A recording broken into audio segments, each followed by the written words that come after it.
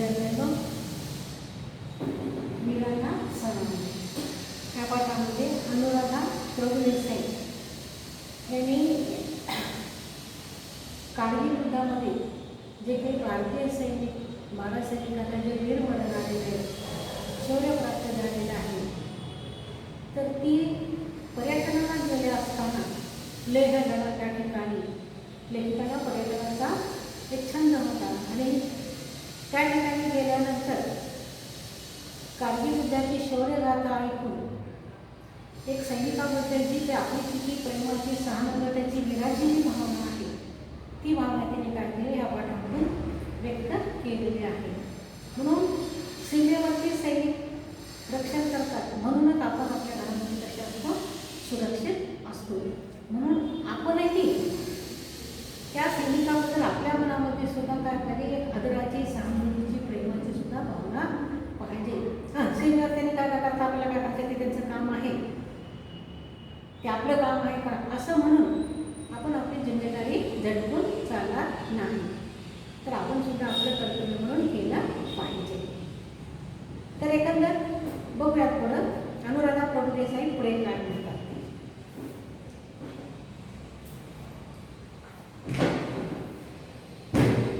मृत्यूसमोर दिसत असताना त्यांच्या जवळात हात घालून मृत्यूलाच आव्हान देणारे 22 ते 30 वर्षाची तेजोमय स्फुल्लिंग स्थिती, त्यांना आशीर्वाद द्यायचे, त्यांच्यासमोर नतमस्तक होऊन सलामी देणं किती कष्टप्रद आहे ह्याची जाणीव व्हावी.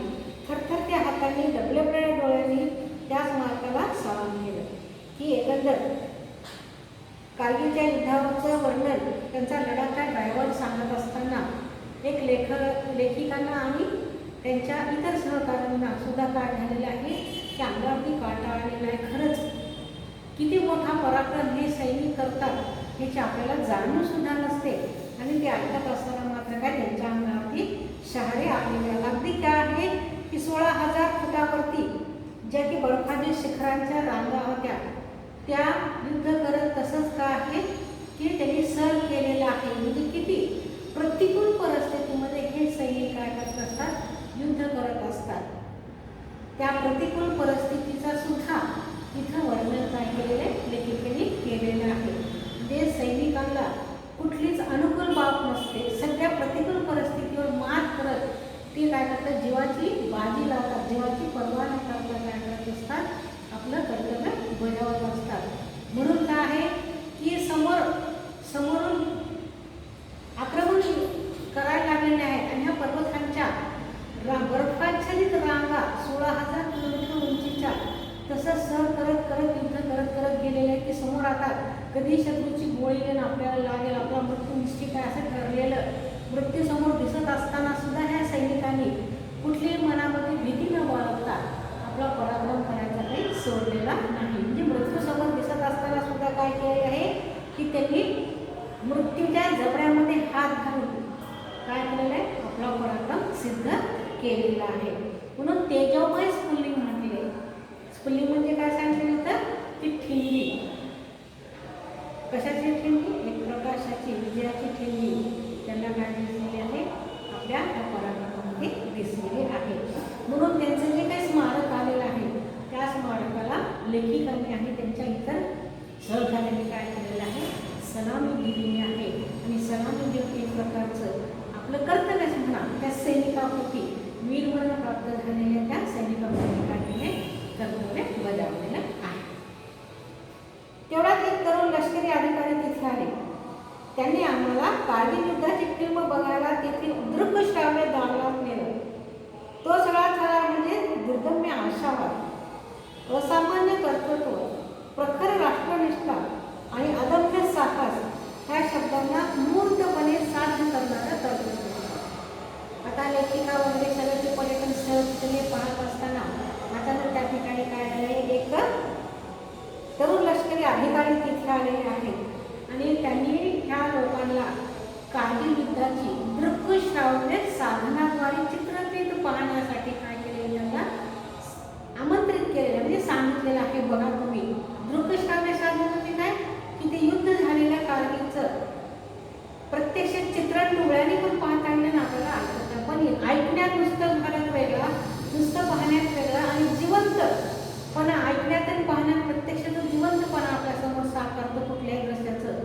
ते वर्णन काय केलेलं, ती चित्रफित लेखिकांना त्यांच्या पर्यटन करायला मित्रांना त्या तरुण लष्करी अधिकाऱ्यांनी काय केलेलं आहे, चला मी तुम्हाला दाखवतो म्हणून बोलावलेलं आहे.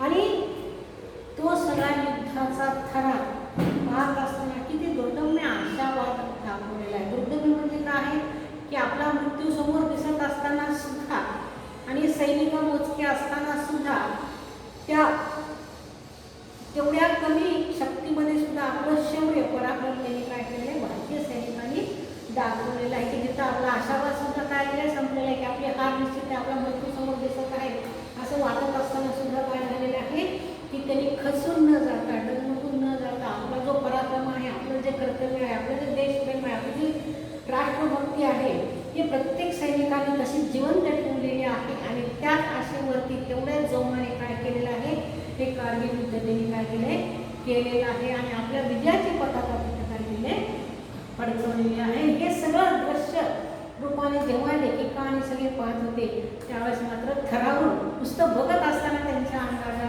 थरकाप झालेला आहे. म्हणजे खरोखरच सैनिकांना आपण म्हणावी जितकी मानवंदना द्यावी, जितकं त्यांना आपण प्रेम द्यावं, जितका त्यांचा आदर करावं, हे फार तरी ते केलं तरी फार कमीच म्हणावं लागेल. कारण त्याची तुलना त्याची बरोबरी आपल्याला कुठेही होऊ शकत नाही. म्हणून ती राष्ट्रनिष्ठा, देशभक्ती, देशप्रेम फक्त सैनिकामध्येच नाही पाहिजे, तर आपल्या प्रत्येक, आपण ह्या देशाचे नागरिक आहेत, हा देश आपला आहे, आपण भारताचे, भारत आपला आहे, ही जी जाणीव आहे, ही जाणीव कशामुळे बांधून ठेवत असते, तर आपल्यामध्ये असलेली ती निष्ठा, ते प्रेम ह्याच्यामुळेच बांधून ठेवत असते. म्हणून फक्त युद्ध सैनिकांचंच रक्षण करायचं काम आहे आणि त्यांनीच ते करू जाणं आणि आपण चार भीमबंदीमध्ये सुखात राहणं हे बरोबर आहे का? नाही. कमीत कमी त्यांच्याबद्दल आपल्या मनामध्ये आदराची भावना सुद्धा असली पाहिजे. आता सोशल मीडिया हे माध्यम अतिशय काय झालेलं आहे, सध्याच्या काळामध्ये अगदी लोकशिक्षणाचं, जनजागृतीचं फार मोठं साधन झालेलं आहे. आपण सुद्धा आता ह्या सोशल मीडियाच्या माध्यमातून माणसं सुद्धा थोडी हळूहळू काय लागली, जागृत व्हायला, जगाच्या देशाच्या कानाकोपऱ्यात काय घटना घडतात सगळं त्यांना पाहायला मिळालेलं आहे. आणि ह्या सोशल मीडियाच्या माध्यमातून आता लहान लहान मुलं सुद्धा बघा, सैनिक जर दिसतील, गावाला जात असतील, रस्त्याने दिसत असतील, तर ही छोटी छोटी मुलं सुद्धा काय करतात, त्यांना सलामी मारतात. म्हणजे ह्या लहान वयापासून जर त्यांच्यामध्ये जर आपण अशा पद्धतीचे संस्कार जर करत गेलो तर आपल्या देशामध्ये काय आहे की देश हा आपला खरंच महाराष्ट्र जरूर शकतो. सत्यशेवटी एका शहीद झालेल्या वीराच्या आईनं जे म्हटलं ते ऐकून एक जबरदस्त चपराक बसल्यासारखं झालं. चपराक बसणे म्हणजे खजील होणे. त्या म्हणाल्या, जिस देश पर मैंने अपना बच्चा कुर्बान किया है उस देश में थोड़ा सा प्यार तो करो. चाबकाने 100 फटके मारले असते तर ज्या वेदना झाल्या असत्या त्यापेक्षाही कितीतरी पटीने अधिक वेगळ्या मनाला झाल्या आणि त्या निव्वळ अवस्थेत विजयस्तंभासमोर शपथ घेतली. हे सगळं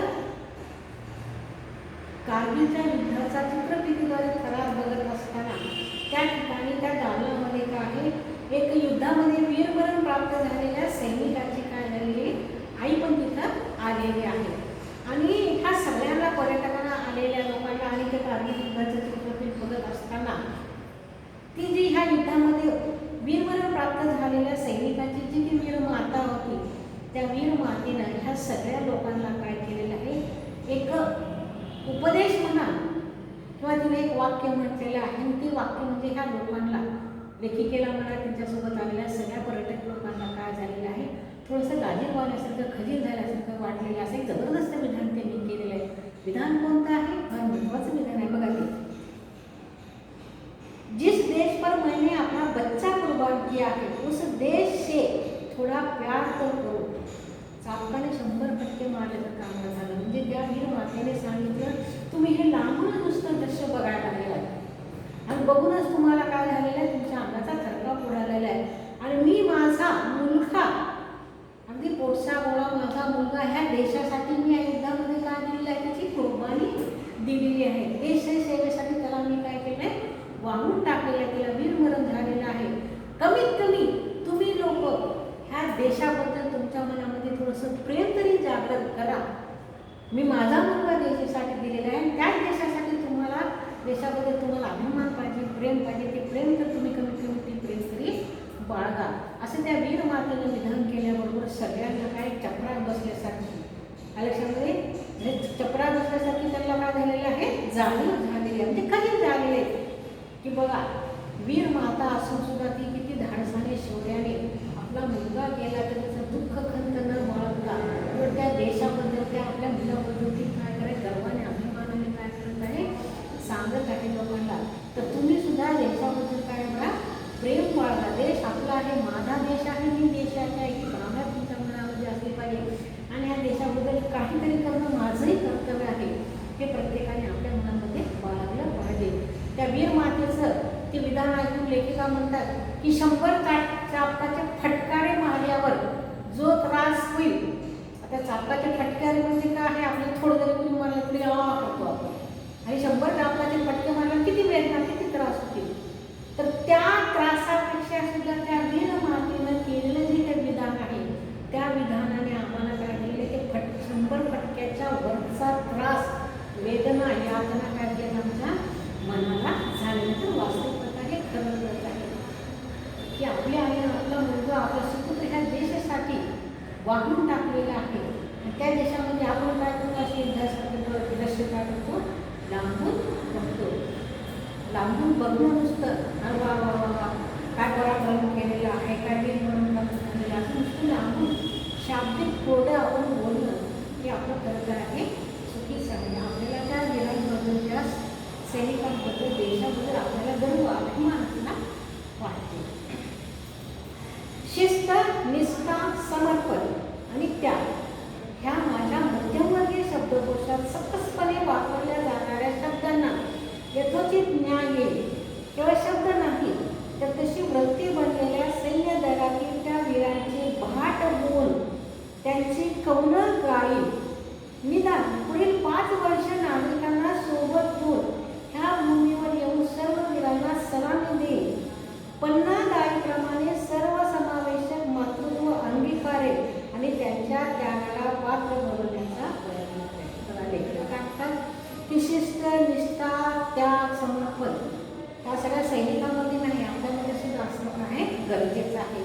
तर हे जे काही शिस्त, निष्ठा, समर्पण, त्याग ह्या सगळ्या गोष्टी मध्यमवर्गीय लोकांमध्ये नसतात. मध्यमवर्गीय लोकांचं काय आपल्या 4 भिंतीच्या चौकटीमध्ये खाणे, आपल्या छोट्या छोट्या इच्छा पूर्ण करणे, त्याचं सुख समाधान मानणे आणि त्याच्यासाठी झटणे आणि इतर जगणे इतकंच मदतने आपली कशी असल्याची संकल्पना असते. म्हणून लेखिका काय म्हणतात की त्या शिस्त, समर्पण ह्या सगळ्या गोष्टी मध्यमवर्गीय लोकांच्या शब्दकोशामध्ये न बसणाऱ्या गोष्टी आहेत.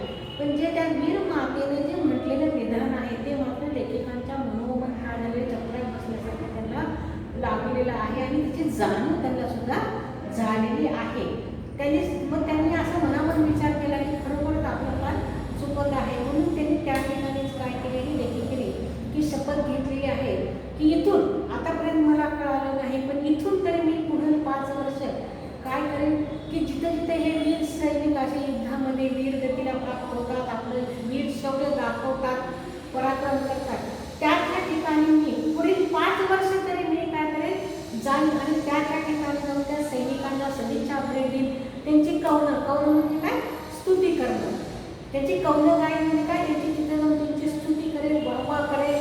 तेवढ्या सैनिकांना काय होत असतं जोश येत असतं त्यांच्या अंगामध्ये आणि त्यामुळे तर त्यांची कौनं गाऊन त्यांना भेटी देऊन सदिच्छा भेटी देऊन त्यांची स्तुती करून त्यांना काय करेल ते करण्याचं तरी काम मी काय करू शकते आणि इथून पुढं 5 वर्ष तरी मी काय करेल. कसं काय पन्नादाईप्रमाणे म्हटले बघा, पन्नादाईप्रमाणे सर्वसमावेशक मातृत्व अंगीकारेल आणि त्या त्यागाला पात्र बनण्याचा प्रयत्न करा. ही पन्नादाई म्हणजे काय आहे की या पन्नादाईने काय केलेलं होतं की स्वतःचं मूल होतं परंतु आपल्या राजा होता त्या राजाला पण एक मुलगा होता.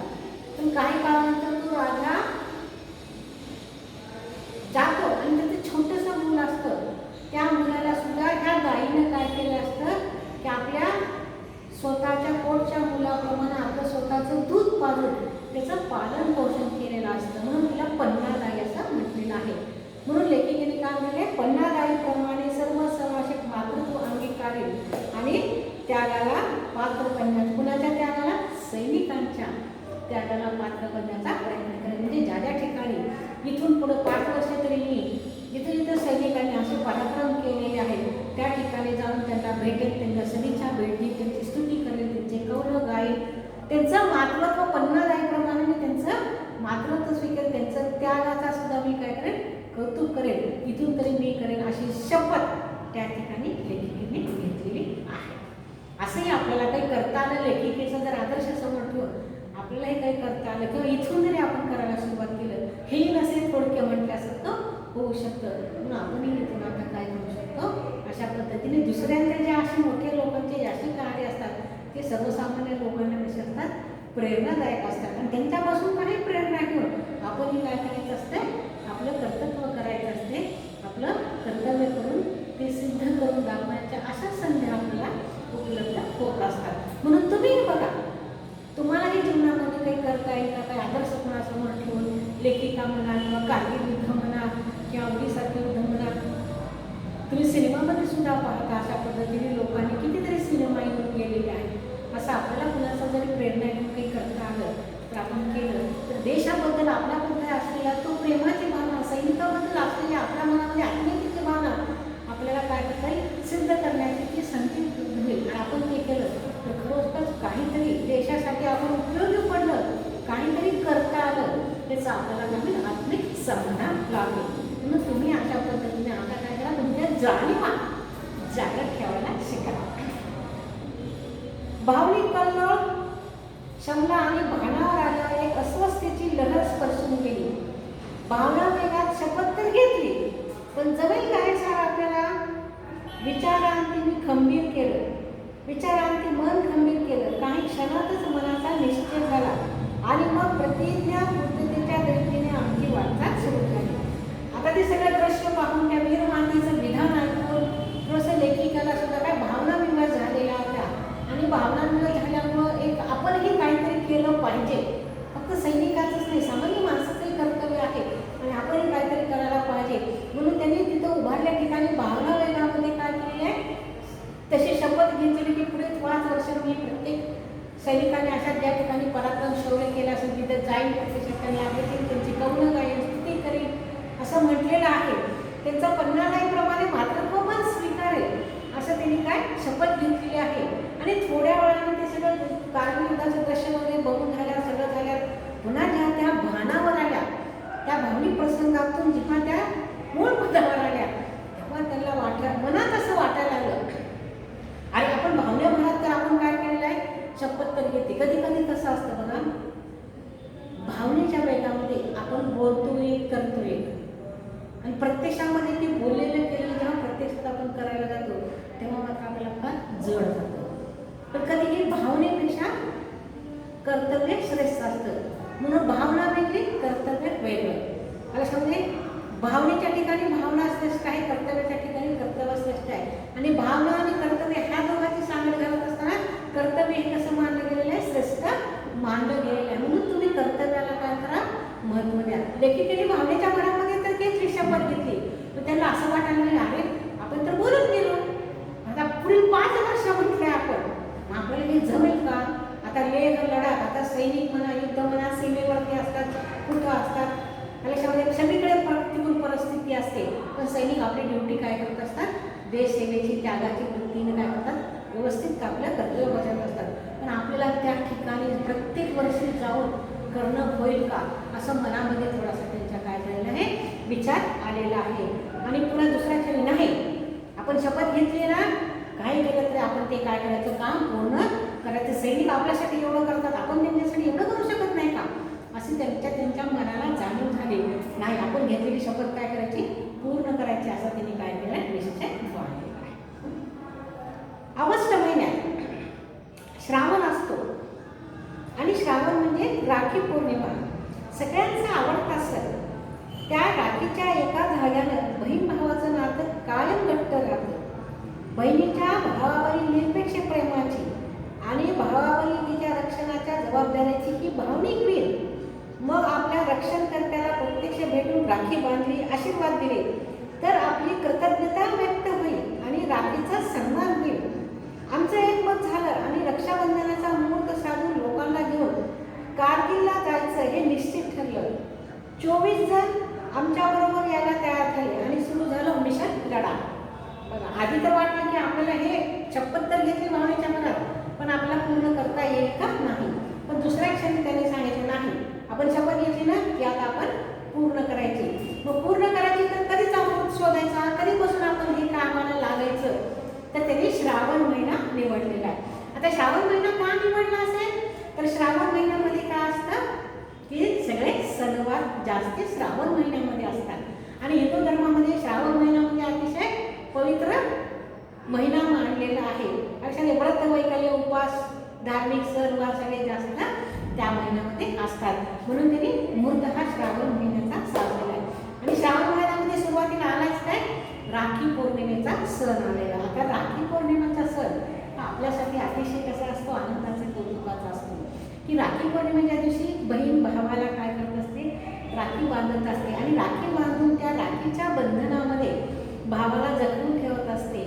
आणि भाऊ काय करत असतो, त्या राखीच्या धाग्याने बांधलेल्या बंधनामध्ये बहिणीचं शेवटपर्यंत रक्षण करण्याची हमी जिम्मेदारी तो काय करत असतो, स्वीकारत असतो.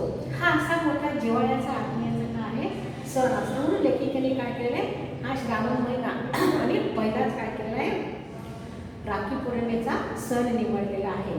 का नाही आपण राखी पौर्णिमेला ह्या सैनिकांच्या ठिकाणी सैनिकांच्या जवळ जाऊन तिथं जाऊन घरातच आपल्या भावांनाच राखी बांधणं म्हणजे तोच आपला भाऊ आहे, तोच आपलं रक्षण करतो असं थोडीच आहे.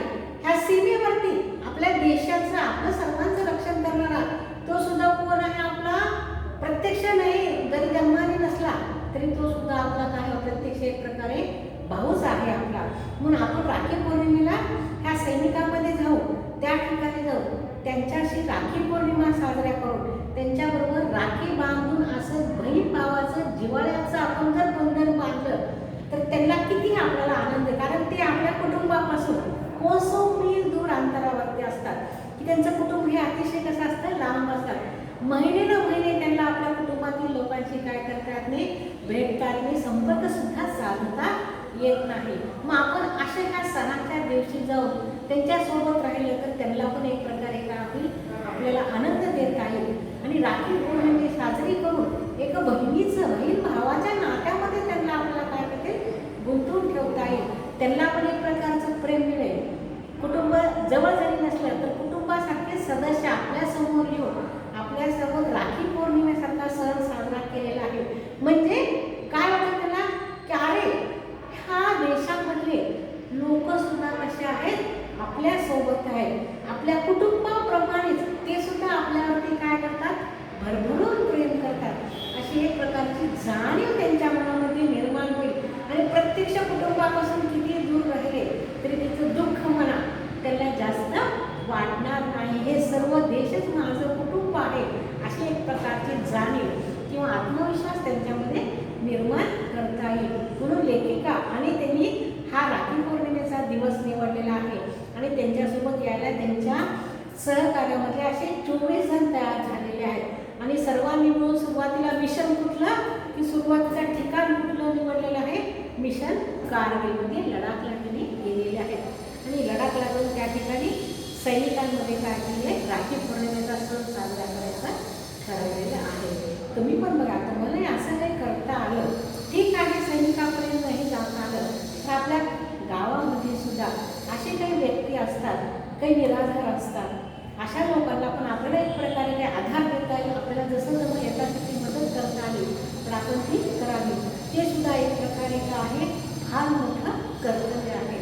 तसं आपल्याला प्रयत्न करता आलं तर ह्यातून तुम्ही सुद्धा मुलांना प्रेरणा घेऊन अशा प्रकारे जर काम करायला लागलात तर ही सुद्धा एक प्रकारची तुमची देशसेवा किंवा समाजसेवा. समाजसेवासाठी दुसरं मोठं महान कर्तव्य कुठलं सुद्धा नाही. तर तुम्हाला सुद्धा ह्या पाठातून अशा पुष्कळशा प्रेरणा तुम्हाला सुद्धा काय होतील, घेता येऊ शकेल. तुमच्या जीवनामध्ये तुम्हाला प्रगती करण्यासाठी एक मार्गदर्शन म्हणून सुद्धा काय होईल, ह्याच्यातून काही तुम्हाला उपबोध किंवा धडा घेता येईल. सैनिकांच्या रेजिमेंटमध्ये जायचं, सैनिकांना भेटायचं म्हणजे जणू सिंहाच्या गुहेत प्रवेश मिळवायचा होता. बऱ्याच खटपटी करून आम्हाला निघण्यापूर्वी 14 कोरच्या लेहमधील हेडक्वार्टरमधून प्रतिसाद आला. आम्हाला 14 कोरच्या कर्नल झा यांनी बोलावलं होतं. आमच्या आमचं मन धास्तावलं. सैन्य दलातील वरिष्ठ अधिकाऱ्यांशी त्यांच्या केबिनमध्ये जाऊन बोलायचं होतं, पण मनातील कित्येक प्रश्नांची भेंडोळी कर्नल झा यांच्या प्रसन्न व्यक्तिमत्वाकडे बाद झाली होती. आता भेंडोळी म्हणजे काय आहे की कागदाचा लांब म्हणजे यादी, काय काय बोलायचं, काय आपण जसं सामान किराणा सामान आता लिस्ट करतो की नाही, तर असं सैनिकांमध्ये गेला तर काय बोलायचं, काय करायचं, अशी काय केलेली कागदाची लांबच यादी केलेली आहे आणि त्याचा कुटाळा पण कुठला त्याला भेंडोळी. आता मिशन लडाख तर ठरलेलं आहे, लडाखला जायचं. आता जायचं म्हणजे काय, आपण कसं कुठल्या गावाला जायचं, एक काढलं तिकीट बसलं गाडीमध्ये आणि गेलं, असं थोडीच असतं. कुठं जायचं, सैनिकांच्या क्षेत्रामध्ये जायचे. तिथं सहजासहजी कुणाला सुद्धा परमिशन मिळत नाही. म्हणून लेखिका म्हणतात जायचं म्हणजे काय, पुष्कळ आम्हाला खटापटी कराव्या लागल्या. तेव्हा काय झालेलं आहे की लडाखच्या 14 कोर लेहमध्ये 14 कोर हेडक्वार्टरमध्ये त्याला प्रतिसाद मिळालेला आहे आणि कर्नल झा यांनी 14 कोरमध्ये ह्या सगळ्यांना परमिशन मिळालं. त्यांना तिथे लेहला काय बोलावून घेतलेलं आहे. आता सैनिकाच्या तिथं जायचं म्हणजे काय, सिंहाच्या गुहेमध्ये जाऊन त्याच्या जबड्यात हात घातल्यासारखंच असं म्हटलेलं, म्हणजे दिव्य करणं आहे. सैनिकांच्या क्षेत्रामध्ये जायचं म्हणजे खूप परमिशन घ्यावी लागतात, तिथं खूप बंधनं असतात, अटीतटी असतात आणि सहजासहजी कुणालाही परमिशन मिळत नाही, चौकशी असतात, तपासण्या असतात. हे सगळं झाल्यानंतर काय झालेलं आहे की ह्या लोकांना परमिशन मिळालेली आहे आणि लेहमधल्या काय 14 कोरमध्ये कर्नल झा यांनी त्यांना तिथं बोलवलेलं आहे आणि समोर केबिनमध्ये आता बोलवले गेले, ते लेहमध्ये गेलेले कर्नल झहाच्या केबिनमध्ये आले. तिथं पुष्कळ अधिकारी बसलेले आहेत. ह्या सगळ्यांची काय झाली,